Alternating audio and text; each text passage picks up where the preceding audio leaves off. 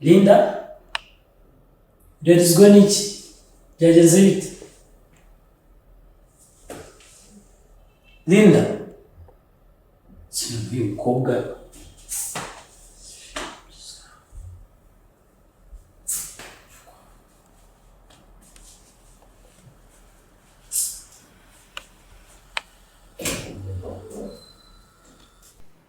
Rero biri hari nshaka kubwira kandi ntega amatwi kuko sindi ubisubiremo kandi ntugire ngo sinyikurakariye. Yego ndakumva ariko nawe umbabarire ntibizongere rwose sibyo. Ndagira nkubwire ko bapangaye babaga muri yanzu yindi bayivemesha. Niyo mpamvu nafashe umwanzuro wo kwimuka kugira ngo uwo mwanya we n'umugore wawe kugira ngo bashe gukora inshingano zawe neza nk'umugabo. Ako muto kangaye nkubwiza iki koko? Je nakubwiye ko Isimba atari umugore wanjye. Kuki udashaka kunyumva? Ahubwo nta so mfite biri. Umukobwa amaze icyumweru cyose mubana aha. None ngo reka ntumushaka. Nimurara mu cyumba kimwe se? Ahubwo namfashije wamuvana muri iyi nzu wamfasha kabisa akagenda ko je nago nabana nawe. Ntago ari umugore wanjye. Ariko wiriye waretse. Ubyo bumbwira nibi. Kubona turi babiri twenyine mu muryango atwe twasigaye. None n'umwana twari twungutse urashaka kumutererana ngo agikorerwa na rubanda koko kandi duhari. Umva muto. Umwana ndamwemera pe n'uwanjye. Ariko Isimbi ntago mukunda. Rero ntago nabana n'umuntu ntakunda. Hoya wiri. Kuko umukobwa mwakundanye mukagirana ibihe byiza ukagezaho umutera inda.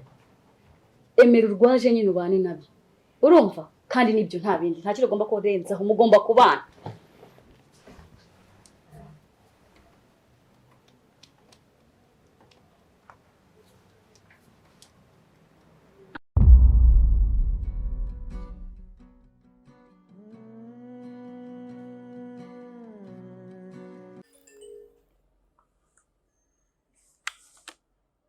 Baze tunika phone yanjye.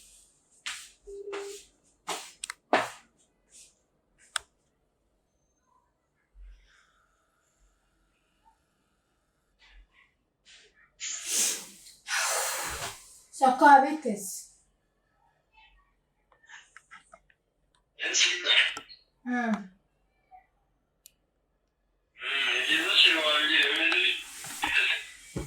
Genda shaka kwitahira rwose ntabwo nshaka kuguma aha ngaha.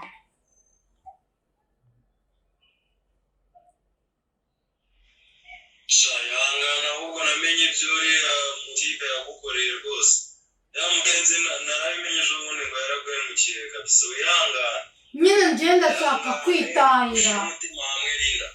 Oya ndashaka kwitahira nkareba ikintu biri.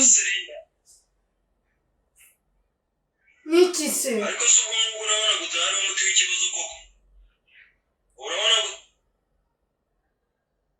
gutahana umuti w'ikibazo nicyo kintu gikemura ibintu byose. Ubu se wiriwe vuga. Ako. Ibintu burimo sinzi. Ariko haba afite mu kiganza cyawe Linda. Ako we ntabwo uzi ibintu burimo uravuga. Ubundi wowe impamvu uvuga gutyo wowe na Jesse impamvu muvuga gutyo ni uko mutarakunda nta nubwo muzi gukunda nta nubwo muzi icyo gukunda icyo ari cyo.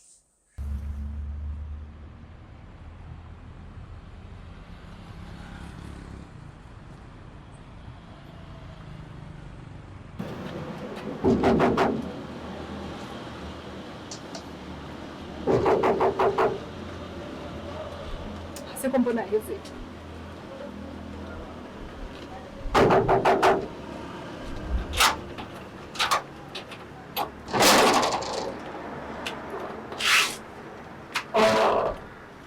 Mufashe iki bari mu Rwanda?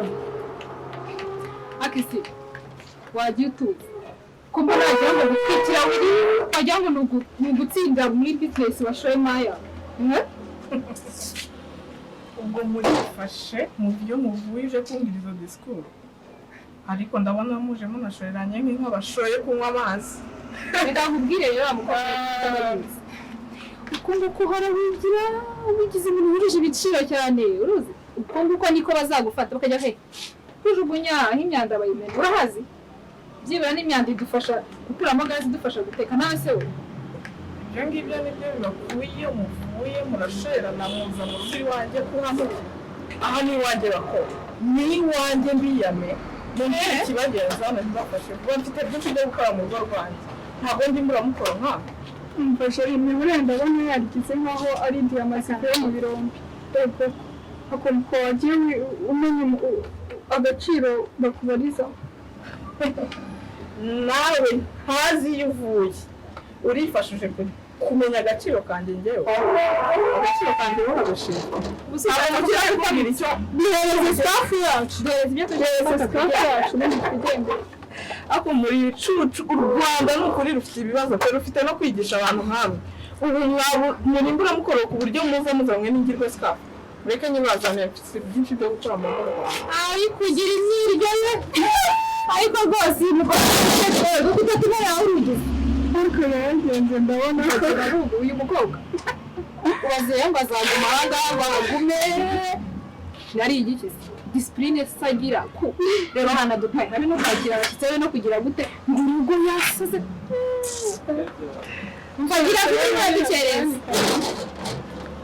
igihe mwahere mumvuza ubugambo mumvana ariko mugende mumvira aha ngaha ni iwanjye bakobwa n'undi munsi sinzongere kubabona mushoreranye gutyo nta muri kwinjira mu kiraro hano ntabwo ari mu kiraro cy'inka aha ni mu rugo rw'umugore n'umugabo kandi ni iwanjye ndabiyamye mwangana ifite imirimo myinshi shabjore twigiye mugande mumva imbere mbere uraroza urugo ngiye wanjye ntugatuza ngo mve ko ugomba kuba umugore w'umugabo wowe ndakwaye ntabwo uzambara na kari nta mwanya dufashe wagukurikira nawe ikiza akabuno ugira iki mbese oya rinda umva nkubwire rwose jya umenya ko ejo wafite mu biganza byawe rwose nta mpamvu n'imwe yatuma wiruka kuri biri bigeze aho ngaho niba imana idashaka yuko mubana urabizi neza rwose icyo imana idashaka n'ubundi nticyaba uyimwihorera njye ntabwo mbishaka njye oya njye ndashaka kwitahira kwanza nta n'ikintu mvugana nawe nshaka kwitahira njyewe Byarashe. halo Ya bite se bro? Jesse Ya bite bro? halo Ya ndakumva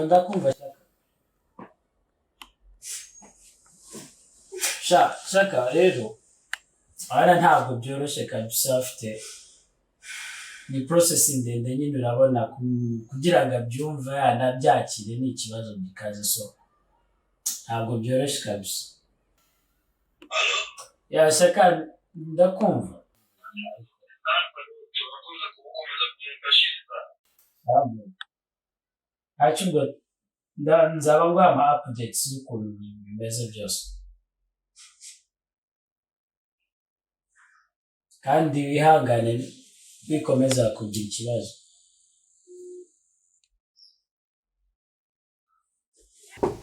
yego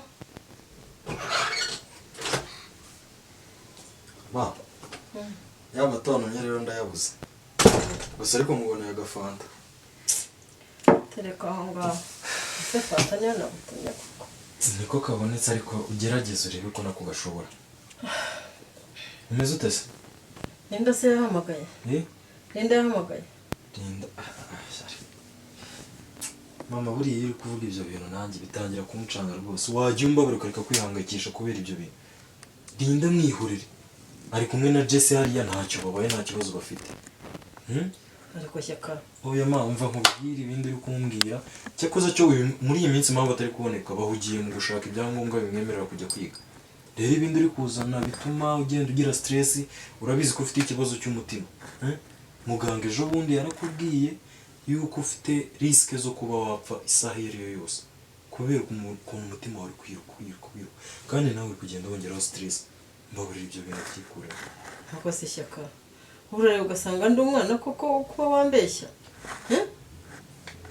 Linda afite ikihe kibazo Linda nta kibazo afite nabikubwiye reka nkubwire rero asigaye ugikunzanira telefone yanjye hanyuma mbashe kuzavugana na Tina mubaze amakuru ya Linda naho wowe na mubyara wawe murambeshya rwose ntabwo ari uko kubeshya rwose ariko nimba wumva ko kuri bubaze Tina nta kibazo ubwo ninza guca ninza kujya mu mujyi ndaza kureba aho nagiye kuyikoreshereza ariko banza usome no kuri ako gafoto nari mpuzanye wowe buretse gatoya ndumva nta mbaraga mfite ndaza kuya nta kibazo ubwo ngubwo nanjye reka banze ngere ku kazi ndebe ko nakakagoshya bakakama ubundi mpite nkuzanira iyo telefone urebe ko wavugana na Tina wamubwira akakumara impungenge nta kibazo mwana wanjye Saloma wirirwe neza wirirwe neza ngize ikibazo ubwo uraza kuvugira umuntu wari wese uri ahangaha nta kibazo nta kibazo nampamagara yego urakoze sawa wirirwe yego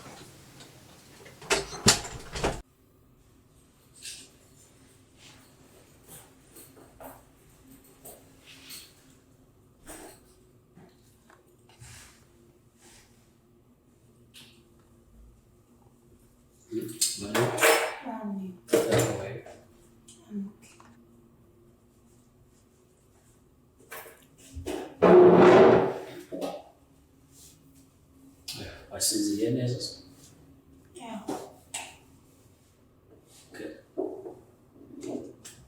mbega utari muri munsi byagenze bite? nta kibazo.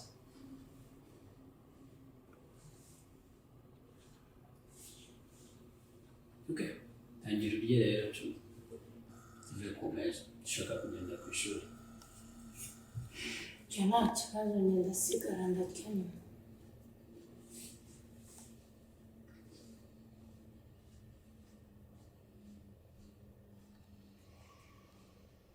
kubera iki?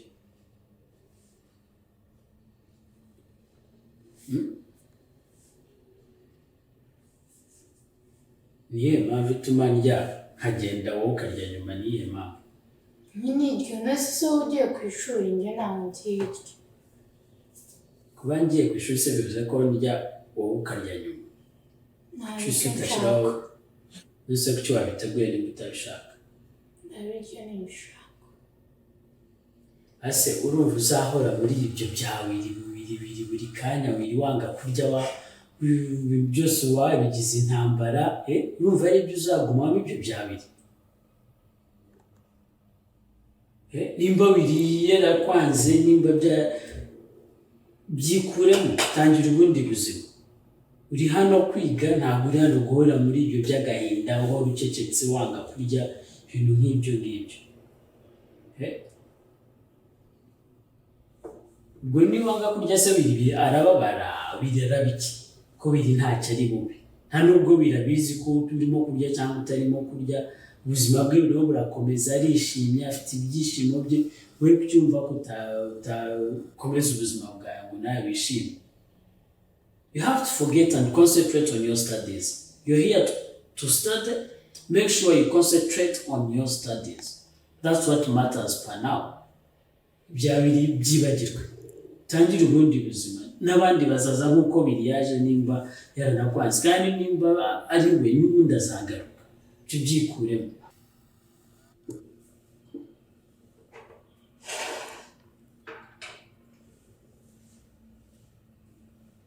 Can you please eat?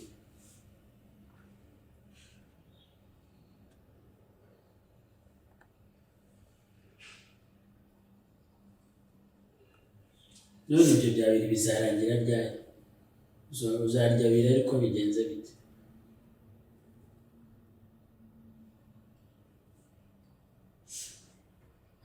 uzarya ari uko biriya bigenje gute? gusa wariho ukandika.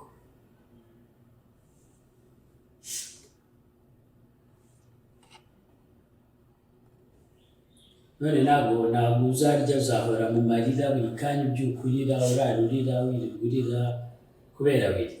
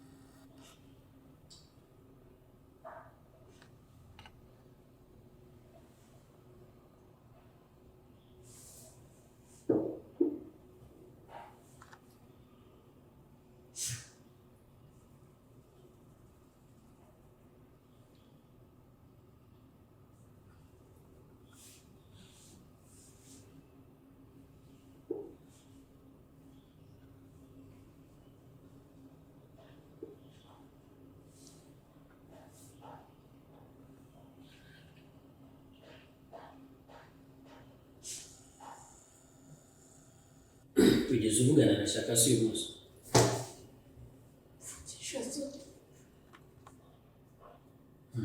None nubwo uzongera kuvugisha Shaka kubera wiki. Mama se we mwavuganye ko amaze iminsi agushaka.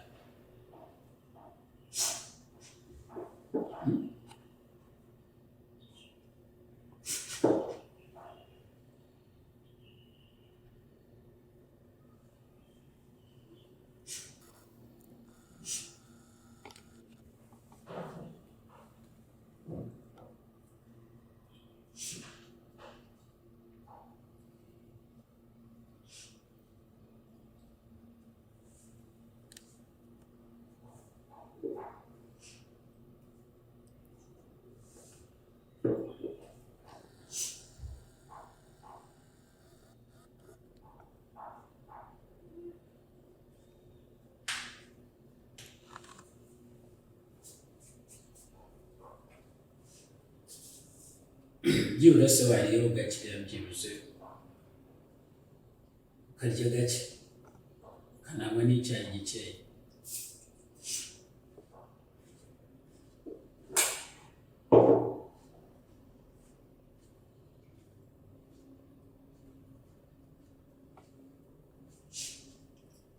Na furuwini uzishaka se?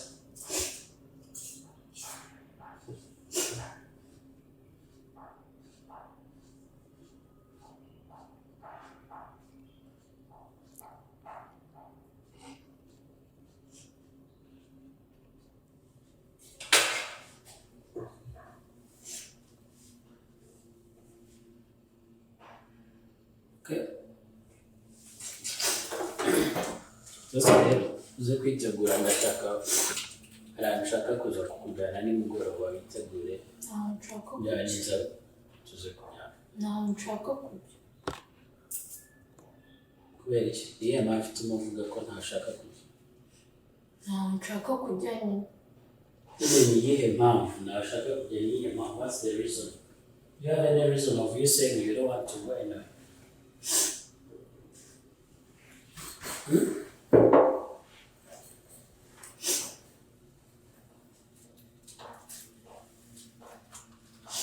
Witegure ndaza kuza tujyane niba ku ishuri. Ntaho njye.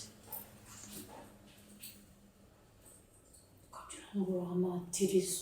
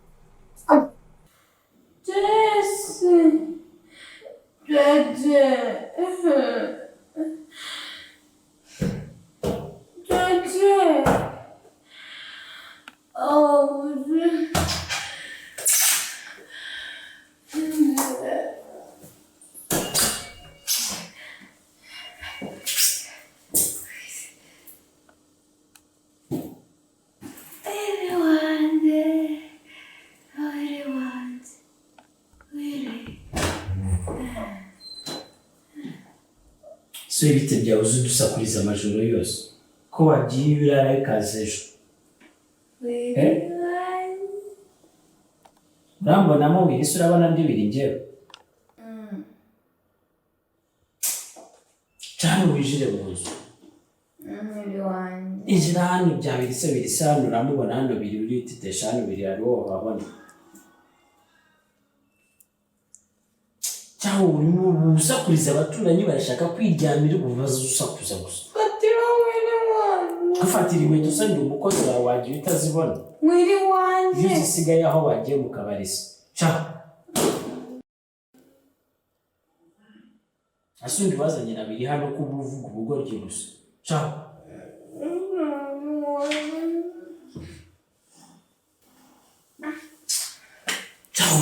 umukozi kaba kanuka inzoga kandi wasanga usigaye unywa n'ibisari wowe kubereye ukuntu ubu ni umuntu w'ubuzima agenda fata ibikweto byawe ushyiriyongera ahise biri wawe biki hano aho kuba wasaze genda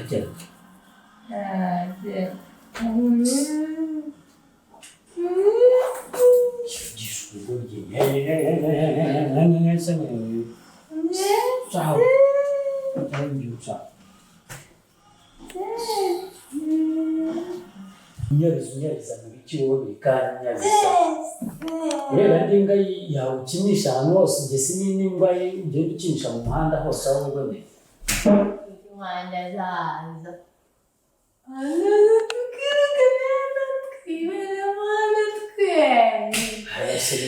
nawe uhishyura se uba muhanda ubahera ariko ureba wuzura neza ureba usanga wuzura neza wowe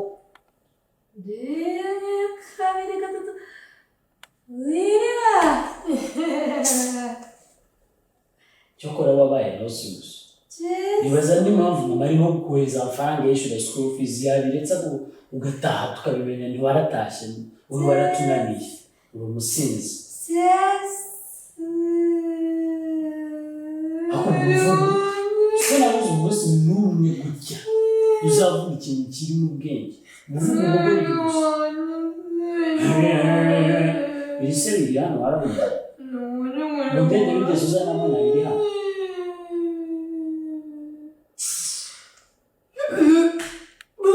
taruka hano hinduke hanze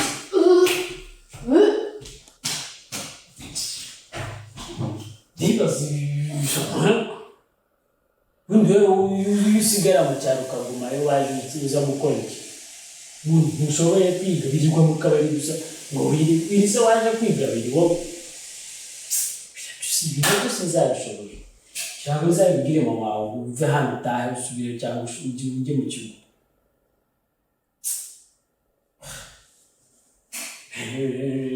iri se biri